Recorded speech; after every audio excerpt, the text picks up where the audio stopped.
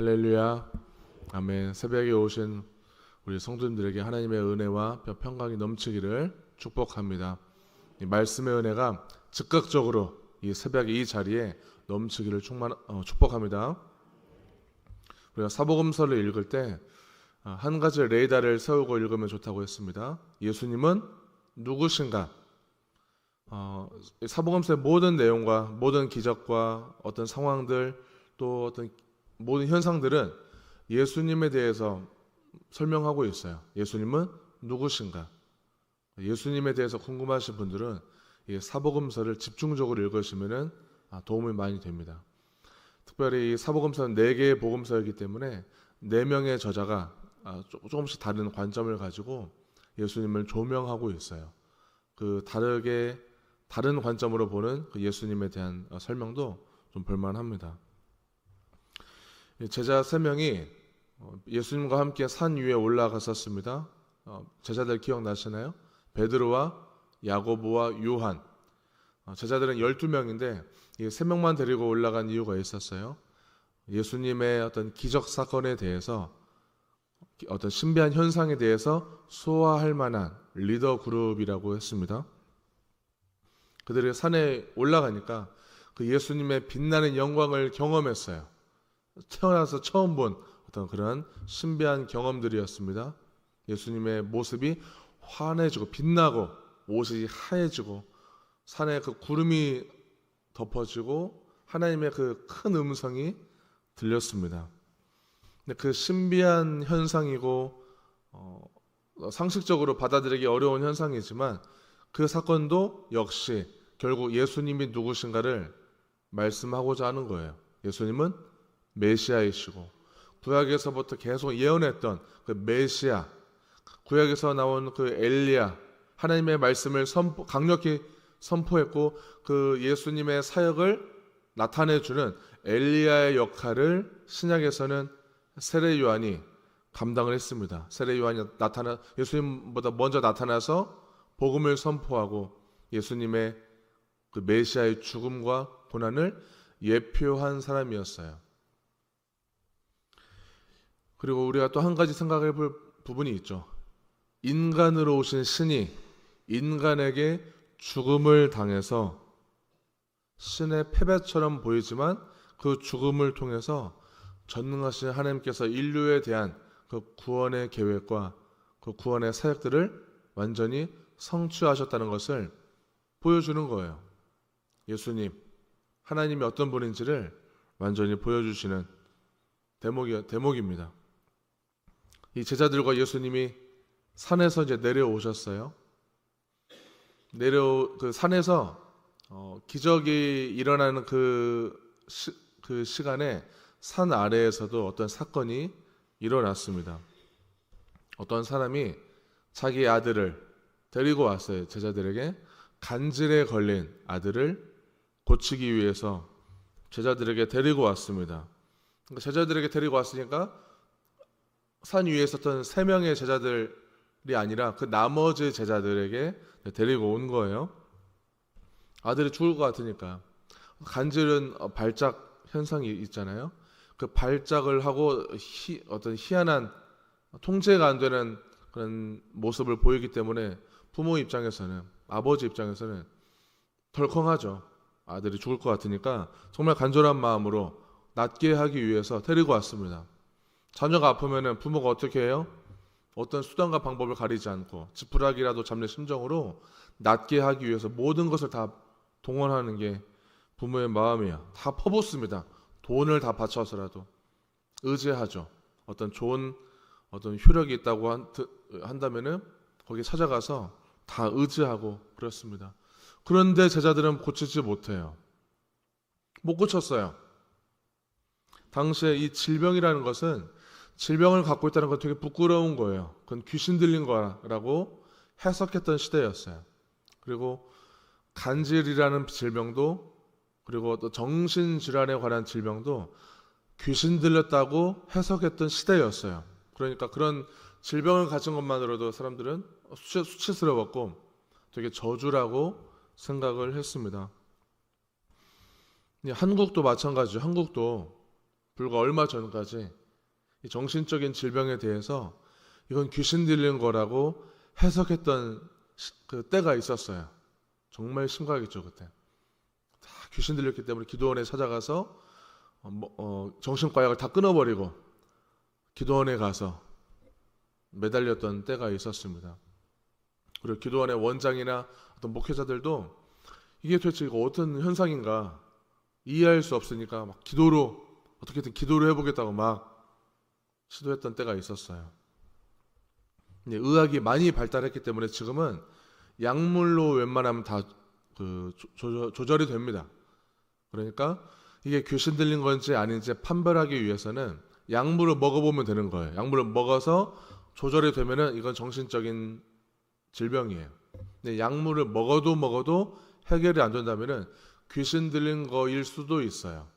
요즘 약물이 너무나 좋아졌기 때문에 웬만한 정신적인 질병은 다 잡아줍니다. 치료해 주는 것이 아니라 잡아주는 거예요. 더 번지지 못하게, 더 심각해지지 못하게 조절해 주는 효과가 있습니다. 근데 이 본문에 나온 간질 환자는 불에도 들어가고 물에도 들어가고 어떤 통제가 안 되는 상태이기 때문에 귀신 들림 현상이라고 볼 수 있습니다. 그러니까 영적인 문제라는 거죠. 사람의 힘으로 어떤 의학으로 통제가 되지 않습니다. 제자들이 이 환자를 못 고친 것은 믿음이 부족한 까닭이라고 예수님께서 결론을 내리셨어요. 근데 분명히 마태복음 10장에서는 지금 17장을 읽었는데 10장에서도 예수님께서 제자들에게 병 고치는 권세를 주시고 귀신을 쫓아내는 권세를 제자들에게 주셨어요. 근데 그때 제자들은 그 사역을 감당했어요. 그러니까 운이 좋아서 능력이 생긴 것이 아니라 그 능력을 받아들였고 믿었기 때문에 그 사역을 감당한 거예요. 능력이라는 것은 믿음에서 나옵니다. 능력은 믿기 때문에 능력이 나오는 거예요. 17절에서 예수님께서는 너희들의 믿음이 작다고 하시면서 패역한 세대라고 말씀하셨어요. 책망하신 거예요.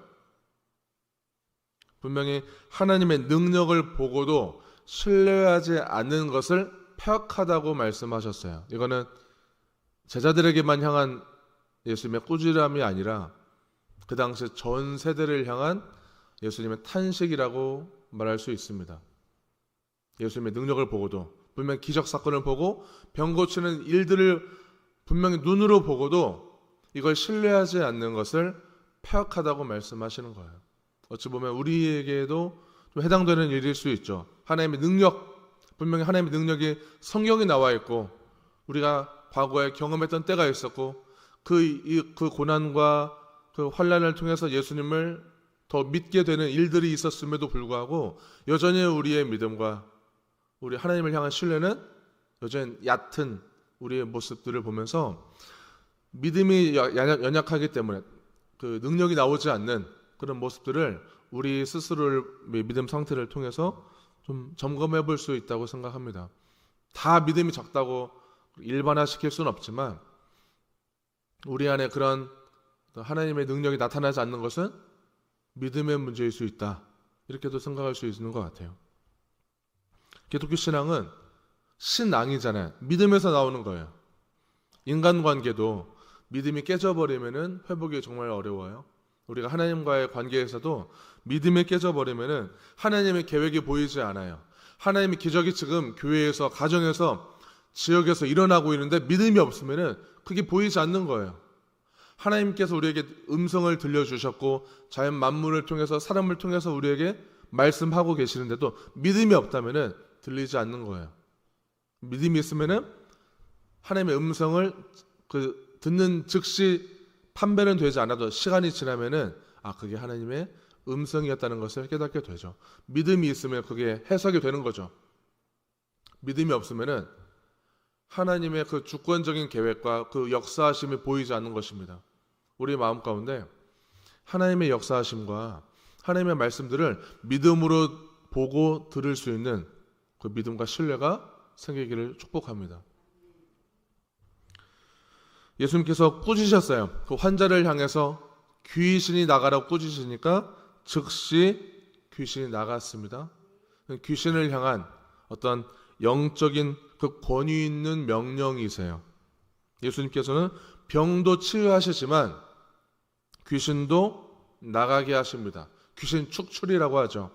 그러니까 영적 세계도 다스리는 그런 능력을 갖고 계십니다. 예수님께서 꾸짖으시니까 즉시 나갔어요. 나중에 나간 것이 아니라 즉시 나갔습니다. 그러니까 예수님께서는, 우리가 믿는 예수님은, 정말 살아계신 하나님의 능력은 즉시 치유하시는 거예요. 그리고 완전히 치유하시는 분이십니다. 우리의 기도가 그래서 하나님께서 허투루 듣는 것이 아니에요. 하나님은 하나님의 뜻 가운데 즉시 치유하실 수 있는 분이십니다. 예수님의 음성을 듣고 그분의 행하신 일들, 그분의 가르치심을 우리가 믿고 그분의 능력과 구원의 확신을 가지고 우리가 가진 모든 질병과 어려운 문제들을 예수 그리스도의 십자가 능력으로 다 치유받고 해결받는 그런 새벽이 되기를 간절히 소망합니다. 우리가 가정에 돌아가서도 해결되지 않는 어려운 문제들이 우리의 믿음과 기도를 통해서 즉시 해결되는 그런 기적이 일어나기를 소망합니다. 제자들이 묻죠. 왜 우리 선에서는 해결이 되지 않습니까? 궁금하면 물어봐야 돼요. 왜 하느님, 우리가 40일 금식 기도를 하고 새벽을 열심히 쌓았는데도 불구하고 1,000번째 헌금을 드리면서 계속 하나님께 집중했음에도 불구하고 왜 이게 해결이 되지 않는 거죠? 궁금하다면 계속 물어야 돼요. 이게 겸손한 그리스도인의 자세죠. 이게 겸손한 사역자의 자세이기도 해요. 왜 안 되는 거죠, 하나님? 또 무슨 뜻이 있길래? 계속 물어야 됩니다. 이 같은 내용을 기술한 마가복음 9장 내용에서는, 특히 마가복음 9장 29절에서는 너희들이 기도하지 않았기 때문에, 기도 외에는 이런 기적이 일어날 수가 없어 말씀하시면서 기도라고 말씀하셔. 너희들이 기도하지 않았기 때문이야. 그러니까 능력은 믿음에서 나오고 능력은 기도에서 나오는 것입니다. 훈련된 그리스도인들도 기도를 놓치잖아요. 무기력해져요. 아무리 우리가 과거에 하나님을 잘 믿고 훈련되었다 할지라도 이 기도라는 것은 기도가 마일리지가 아닙니다. 기도를 많이 쌓아놔도 기도하지 않으면 그냥 즉시 무기력해질 수 있는 거예요. 해이해질 수 있고 흐트러질 수 있어요. 새벽에 교회에서 이 자리에서 드려지는 기도도 하나님과 정말 독대하는 자리로, 또 하나님과 깊이 교제하고 우리 영성이 깊어지는 자리가 되기를 정말 소망합니다. 우리의 기도가 1분을 기도하더라도 5분을 기도하더라도 하나님과 깊이 만남의 시간이 되기를 바랍니다. 그리고 우리의 기도가 하나님께서 들으신다는 것을 믿고, 하나님이 우리의 기도를 들으신다는 걸 믿으셔야 돼요. 그리고 믿어지지 않더라도 하나님은 우리의 기도를 들으셔.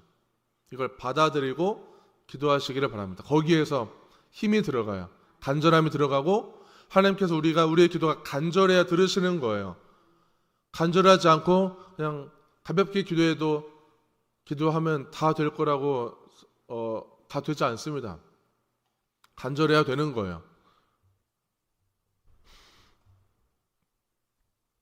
그리고 우리가 하나님께 정말 간절히 기도했을 때 하나님의 우리의 간절함을 들으시고, 우리가 하나님의 그 뜻을 보면서 하나님의 뜻을 이루기 위해서 내 욕망도 제거해버리는 그러한 간절함, 또 그러한 능력이 우리 내면에서 일어나기를 소망합니다.